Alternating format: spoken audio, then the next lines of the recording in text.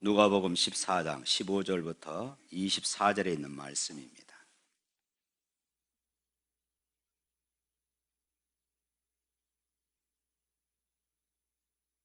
(15절부터) 24절 다 같이 있습니다.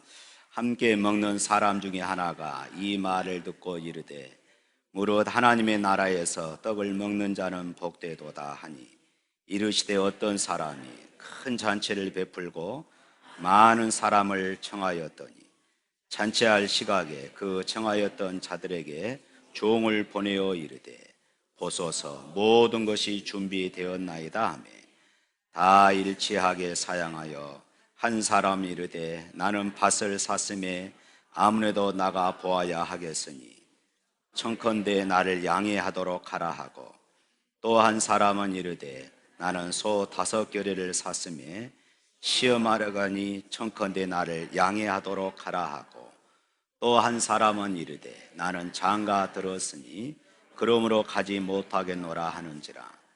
종이 돌아와 주인에게 그대로 고하니, 이에 집 주인이 노하여 그 종에게 이르되 빨리 시내에 거리와 걸목으로 나가서 가난한 사람, 몸 불편한 자들과 맹인들과 저는 자들을 데려오라 하니라.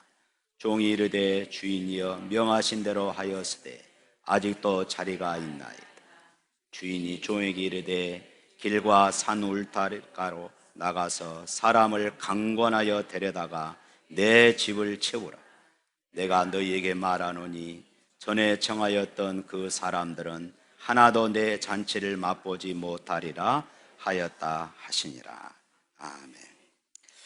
어떤 사람이 점심시간에 우리 교회도 집사님이 짜장면집 하시는 분이 계시는데 짜장면집을 갔습니다. 그래서 자기는 우동을 시키고 친구 둘은 짜장면을 시켰어요. 그랬더니 이 웨이터가 주방을 향하여서 이렇게 말합니다. 웃자 웃자짜, 이렇게 이야기를 했어요. 그 다음에 손님이 7사람이 왔습니다. 7사람이 왔는데 우동을 3그릇 시키고 짜장면을 4그릇 시킨 것입니다. 이번에는 웨이터가 이렇게 말했어요. 웃자 웃자 웃자짜. 제대로 만든 것이에요. 너무나도 간단했습니다. 그런데 그 다음에는 20명 단체 손님이 들어왔어요. 먼저 들어왔던 이 사람들이 웨이터가 어떻게 말하는가 보자. 가만히 시키는 거 보니까 우동, 짜장, 깐풍기, 탕수육 골고루 다 시키는 것이에요. 맨 처음 들어왔던 이 사람이 도대체 저 웨이터가 어떻게 이 복잡한 것을 간단하게 말할 수 있을까? 그렇게 귀를 기울이고 있었습니다. 그랬더니 이 웨이터가 주방을 향해서 이렇게 말했습니다. 이봐, 너도 들었지? 이렇게 했다는 것입니다. 사랑하는 성도 여러분, 오늘 우리가 예배 드리러 나왔습니다. 하나님의 말씀 잘 들을 수 있기를 주님의 이름으로 축원합니다. 그리고 하나님의 말씀을 우리가 잘 들을 때에 특별히 우리의 육신의 귀가 아니라 우리의 마음의 귀로 들을 수 있기를 축원합니다. 그곳에 은혜가 있고 그곳에 감동이 있으며 치유와 회복의 역사가 일어날 줄로 믿습니다. 성경에 보면 하나님의 나라를 잔치로 표현하는 것이 참 많이 있습니다. 오늘 본문의 잔치는 하나님 잔치, 하늘나라의 잔치를 지금 비유해서 말씀하고 있습니다. 오늘 본문 시작하는 15절에 그렇게 시작하고 있습니다. 15절 말씀 함께 읽어볼까요? 함께 먹는 사람 중에 하나가 이 말을 듣고 이르되 무릇 하나님의 나라에서 떡을 먹는 자는 복되도다. 보십시오. 이 잔치는 하나님 나라 잔치입니다.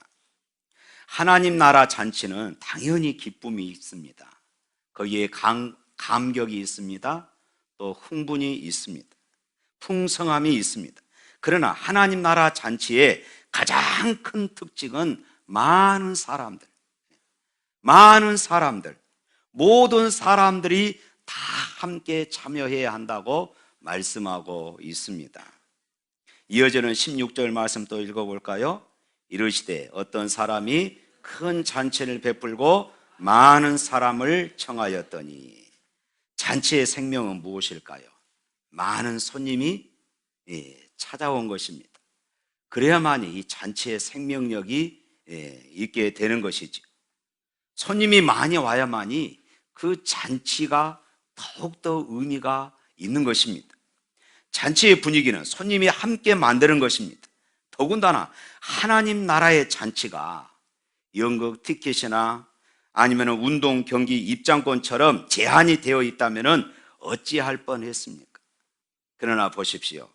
내 아버지 집에는 그할 것이 많도다. 한 사람이라도 더 많은 사람이, 아니 모든 사람들이 구원받고 하나님 나라 잔치에 들어가기를 하나님은 원하고 계십니다. 우리 주님이 말씀하십니다. 내 집을 채우라. 내 집을 채우라. 우리가 섬기는 교회, 예배의 자리를 채우는 것은 참으로 중요합니다. 예배당이 크든 예배당이 작든 간에 예배당에 참여하는 숫자가 적다면은 그 예배당은 썰렁한 것입니다. 쓸쓸합니다. 애롭습니다. 힘이 없습니다. 교회는 은혜도 넘쳐야 하고 사람도 넘쳐야 합니다. 기도도 넘쳐야 하고 하나님의 은혜도 성령도 넘치고 사람들도 북적북적 넘치는 이런 것이어야 하는 것입니다. 이것을 이름하여 우리는 부흥이다 이렇게 말합니다. 하나님은 넘치는 곳에 임재하십니다. 넘치는 자리에 성령의 기름을 부어 주십니다. 기도가 넘치는 교회, 은혜가 넘치는 교회, 믿음이 넘치는 교회, 순종과 헌신이 넘치는 교회, 성령이 그 교회 가운데 강하게 역사하실 줄로 믿습니다. 빌 하이블스가 신앙생활하면서 이런 이야기를 했어요. 건강한 교회가 어떤 교회인가? 균형 잡힌 교회가 어떤 교회인가? 예배와 교육, 선교와 친교, 봉사가 균형 잡힌 교회가 건강한 교회다 이렇게 알고 있었습니다. 그러나 그분이 하나님 아버지의 마음을 알고 나서 그것이 전부가 아니다 하는 것을 깨달았습니다.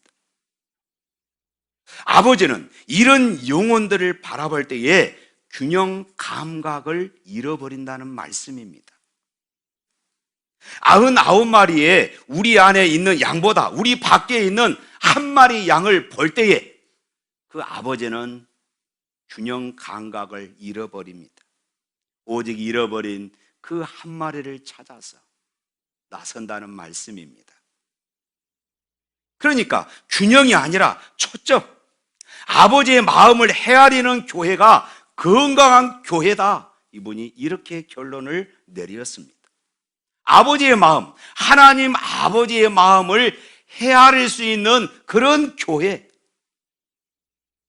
아버지의 마음은 잃어버린 영혼에게 있습니다. 전도는 이런 영혼을 찾아내는 영적인 전쟁과도 같습니다. 사단에게 빼앗긴 잃어버린 영토를 다시 찾고 회복하는 일입니다. 교회와 성도는 병들 때 생기는 첫 번째 증상을 알아야 합니다. 잃어버린 영혼을 향한 아버지의 마음을 상실한 사람,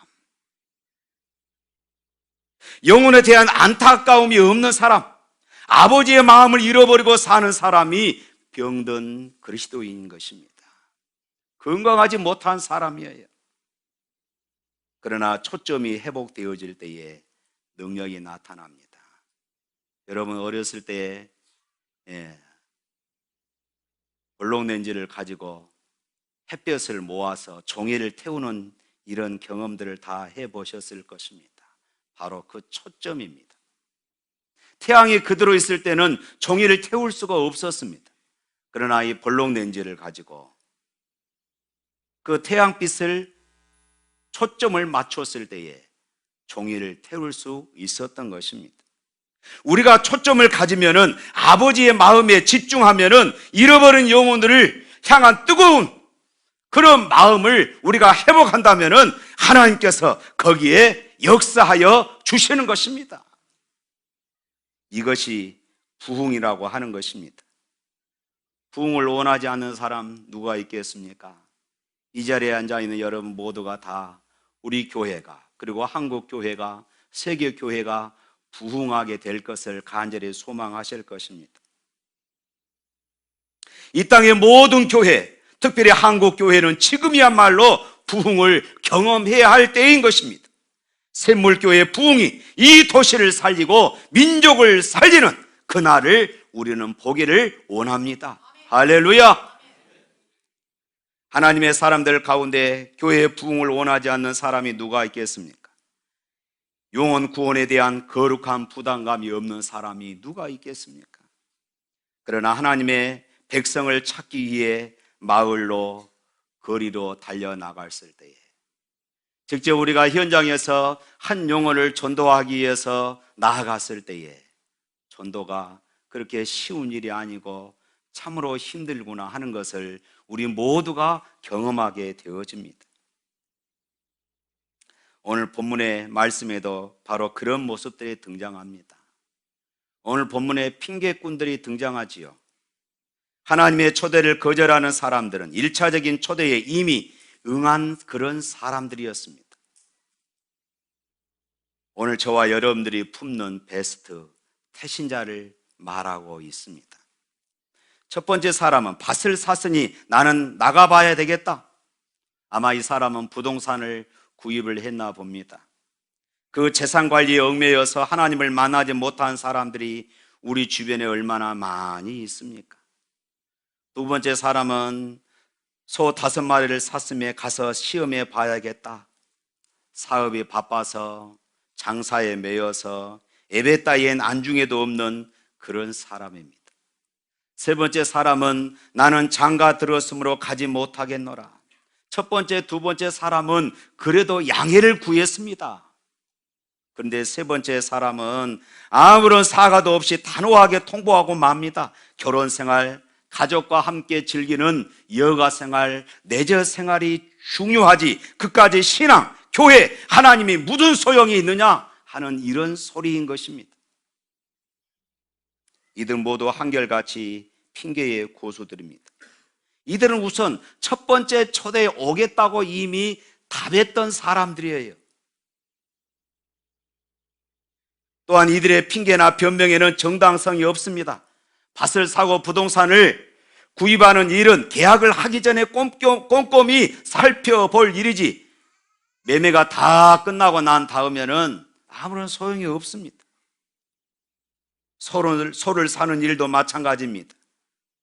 뿐만 아니라 왕의 초대에 응한 다음 그 잔치집에 다녀온 다음에 하더라도 하등의 문제가 없는 그런 일이었지 않습니까? 사랑하는 성도 여러분, 그런데 왜 이 사람들이 그토록 이 초대를 거절했을까요? 이 엄청난 실수, 무례를 범하는 배짱이 어디서 온 걸까요? 그 길은 영원한 멸망의 길인데 말입니다. 문제는 땅의 욕망에 사로잡히면 결국 하나님의 나라를 잃어버리게끔 되어 있습니다.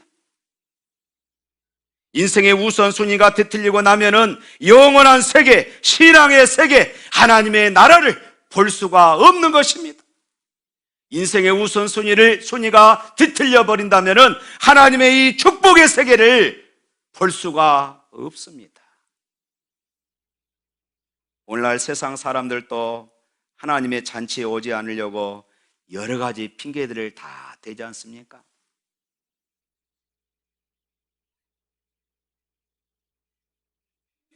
나는 착하기 때문에 나는 교회 갈 필요 없다고 말하지요. 어떤 사람은 반대로 나는 죄가 너무 많아서 예수 믿을 자격이 없다고 이렇게 말하기도 합니다.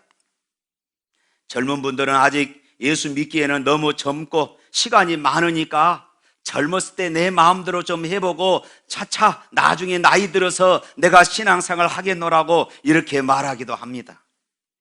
또한 연세가 많은 분들은 나는 늙어서 이 나이에 무슨 예수를 믿어?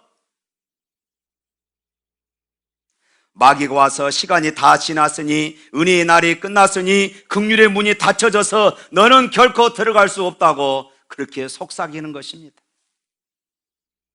가정과 가문의 간섭 때문에 가족과 친척들의 감정을 상하게 하고 싶지 않아서 결단하지 못합니다. 그래서 어떤 분들은 말합니다. 시부모님들이 돌아가시고 나면은 나는 교회 가겠습니다. 제사 문제만 해결되면은 그 다음에 내가 교회 다니겠습니다.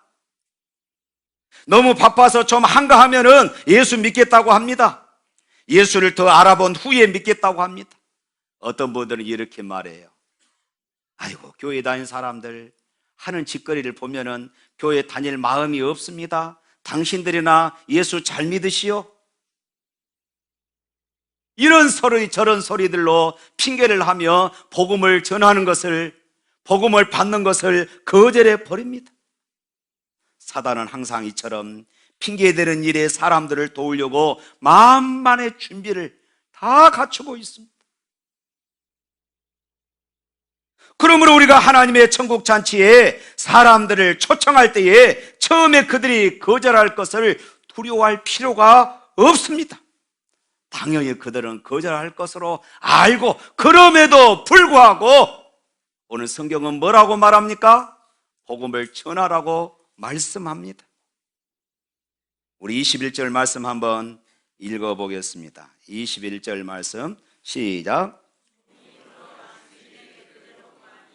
이에 집주인이 노하여 그 종에게 이르되 빨리 시내에 거리와 골목으로 나가서 가난한 자들과 몸 불편한 자들과 맹인들과 저는 자들을 데려오라 하니라. 사랑하는 성도 여러분, 우리 주님께서는 오늘 또 천국 잔치를 준비하시고 이 자리를 채우라고 하십니다. 빨리 가서 이렇게 말씀하고 있습니다. 우리는 이 말씀 앞에 순종하며 나가서 전해야 합니다. 무조건 전해야 합니다. 때를 어떤지 못 어떤지 전해야 하는 것입니다. 전하는 자가 있어야 복음을 듣게 되는 것 아니겠습니까? 간혹 어떤 사람들은 이렇게 말합니다. 목사님, 제게는 전도의 은사가 없는 것 같아요. 저하고 전도는 궁합이 안 맞아요. 그러니 저한테는 전도하라고 하지 마세요. 착각하지 마십시오. 전도는 은사가 아니라 소명입니다. 따라서 합시다. 전도는 은사가 아니라 소명이다. 전도는 특별한 은사를 가진 사람만이 하는 것이 아니라 예수 그리스도를 구주로 고백하는 모든 사람들이 감당해야 할 소명인 것입니다. 무엇보다도 이 전도에는 왕도가 없습니다. 하는 것이 중요한 것입니다. 하려는 의지가 중요한 것입니다. 그런데 이 의지조차도 없는 사람들이 많다는데 문제가 있습니다. 오늘날 교회 안에 있는 성도들이 쉽게 범할 수 있는 죄가 참 많습니다. 기도해야 할 사람이 기도의 자리를 예면해 버린 것 죄입니다. 복음을 전해야 할 사람이 있음에도 불구하고 복음을 전하지 않는 것, 이것은 분명히 죄입니다. 우리 주님께서 마지막 날에 그 핏값을 내게서 찾는다고 말씀하십니다. 사랑하는 성도 여러분, 사명을 보고 회피하고 소명을 듣고 길을 막는다면 이 교회의 부흥은 하나님께서 말씀하신, 주님께서 마지막으로 우리에게 명령하신 이 말씀을 누가 순종하겠습니까? 내가 싸우지 아니하면 이 험악한 세상에서 누가 사단과 싸우겠습니까? 그럼에도 불구하고 오늘 이 땅에는 사단과의 싸움에서 전혀 싸울 준비를 하지 않고 영적 무장을 해제한 그리스도인들이 많다는 것입니다. 오늘 이 땅에 그리스도인에게 있어서 문제는 기름진 식탁과 침상에는 관심이 있지만은 여호와의 밭을 갈거나 씨를 뿌리는 일에는 도무지 관심이 없습니다. 하나님의 집에서 은혜를 받지만은 세상에서는 아무런 영적 능력도 발휘하지 못하는 것입니다. 그들은 봉사 생활을 나태하고 충성과 헌신 생활에는 방종한 생활을 합니다. 이것이 바로 죄라는 것입니다.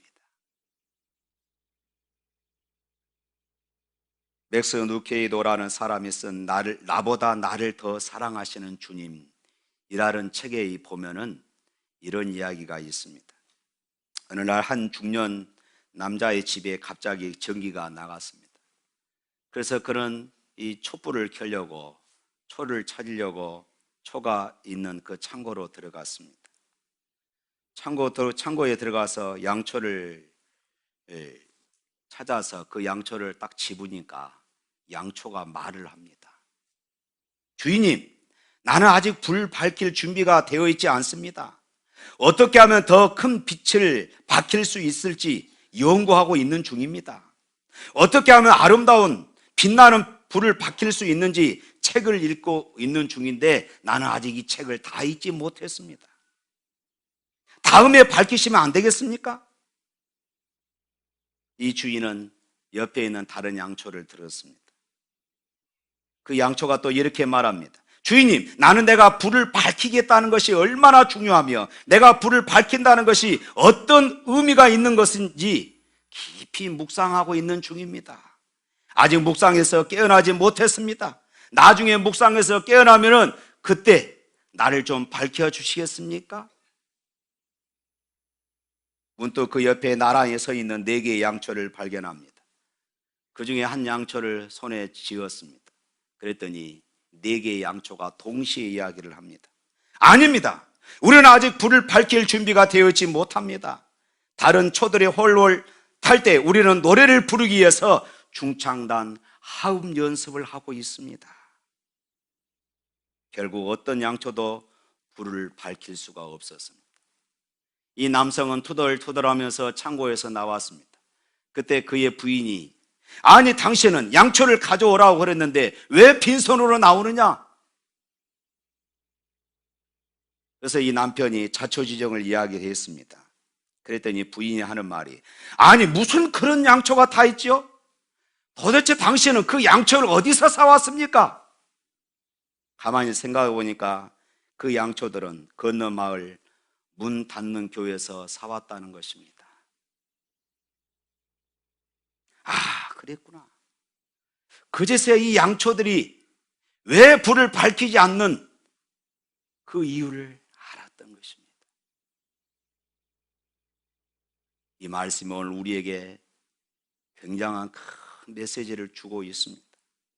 나보다 나를 더 사랑하시는 주님은 세상에 빛된 우리가 어두운 세상을 밝혀주기를 기대하고 계십니다.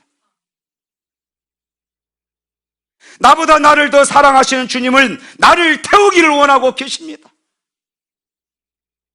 그런데 오늘날 우리는 이 핑계 저 핑계로 나는 아직 할 수 없습니다. 나는 아직 준비되어 있지 않습니다.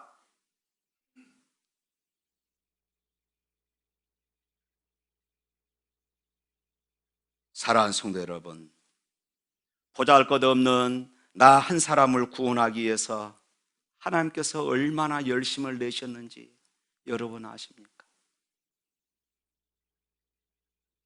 우리나라만 보더라도 양화전에, 서울 양화전에 가면은 얼마나 많은 선교사들의 무덤이 있는지,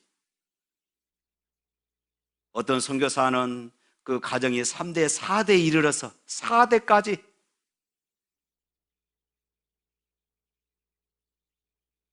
이 한국 땅의 복음을 전하기 위해서 헌신했던 그분들의 무덤이 그곳에 있습니다.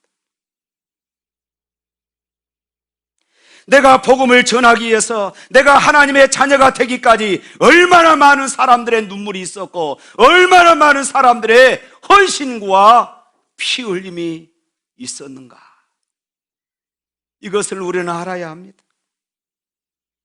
나 하나를 위해서 얼마나 많은 땀방울이 있었으며 나에게 복음이 전달되기까지 얼마나 많은 사람들의 핏방울이 있었는가를 기억해야 합니다. 여러분, 내가 예수 믿는 것 그냥 예수 믿는 것이 아니었습니다. 수없이 많은 믿음의 선진들 때문에 그들의 헌신과 그들의 땀과 그들의 순교를 통하여서 오늘 우리가 하나님의 자녀가 되었던 것입니다. 사랑하는 성도 여러분, 주님의 피 위에 세워진 이 교회는 여러분의 희생이 없이는 자랄 수 없고 부흥할 수도 없습니다. 여러분의 헌신이 없으면 역사를 감당하는 건강한 교회가 될 수가 없습니다. 나의 행복이나 필요를 채우기 위해서 이용할 가치가 있을 때 잠깐 찾아가는 백화점 같은 것, 이것이 신앙생활이 아닙니다. 바른 신앙생활은 나를 드리는 것입니다. 나를 드리는 것입니다. 사랑하는 성도 여러분, 전도보다 더 큰 사랑은 없습니다. 전도보다 더 큰 상급은 없습니다. 전도보다 더 큰 면류관은 없습니다. 전도보다 더 큰 영광도 구원도 없습니다. 복음에 대한 재생산이 없는 우리의 모습, 주님께서 가장 싫어하는 모습입니다. 5월 29일은 이후 초청잔치로 중력 전도주일로 우리가 작정을 합니다. 그렇다면 잔치하는 교회, 그 잔치가 성공하기 위해서 우리가 어떻게 해야 하겠습니까? 오늘 본문에서 그 해답을 찾을 수가 있습니다. 오늘 본문 속에서 자칫 놓치기 쉬운 인물들이 있습니다. 잔치집의 종들입니다. 본문의 진정한 주인공이라고 할 수 있는 이런 사람들입니다. 잔치집에 사람들이 꽉꽉 채워질 때까지 주인은 종들을 보내고 또 보냅니다. 그때마다 가고 또 갑니다. 마치 입이 없는 사람처럼 한마디 불평도 없습니다. 여기에 종들은 마을로 가라, 예. 산으로 가라, 예. 강가로 가라, 예. 긍정적인 순종 위에 아무런 핑계가 없는 사람들입니다. TV 프로그램에 세상에 이런 일이라는 그런 프로가 있습니다. 언젠가 외양견 장보고를 애타게 찾는 아주머니가 등장했습니다. 2달 동안 뿌린 전단지는 15만 장, 현상금은 100만 원이었습니다. 함께 키우던 또 다른 외양견인 이 소망이의 오줌을 헝겊에 묻혀서 가위로 잘라서 골목골목마다 그렇게 남겨두었습니다. 왜냐하면 그 냄새를 맡고 혹시라도 찾아오지 않을까 해서였습니다. 한 마리의 외양견을 위해서도 이처럼 시간과 물질을 들여서 수고하고 애타게 찾는데, 주님이 그토록 갈망하고 주님이 그토록 원하시는 죽어가는 영혼들을 향하여서 우리가 무엇을 해야 하겠습니까? 사랑하는 성도 여러분, 우리는 잃어버린 영혼을 찾기 위해서 얼마나 애타게 찾아다녔습니까?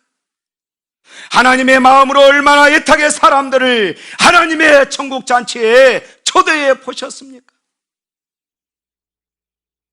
우리의 주님, 우리의 왕 되신 하나님께서 잔치집에 손님으로 가득 채우기를 원하고 계십니다. 우리 주님이 얼마나 그것을 원하셨으면 오늘 본문 말씀에 아주 강력한 말씀이 하나가 나옵니다. 강권하여 내 집을 채워라.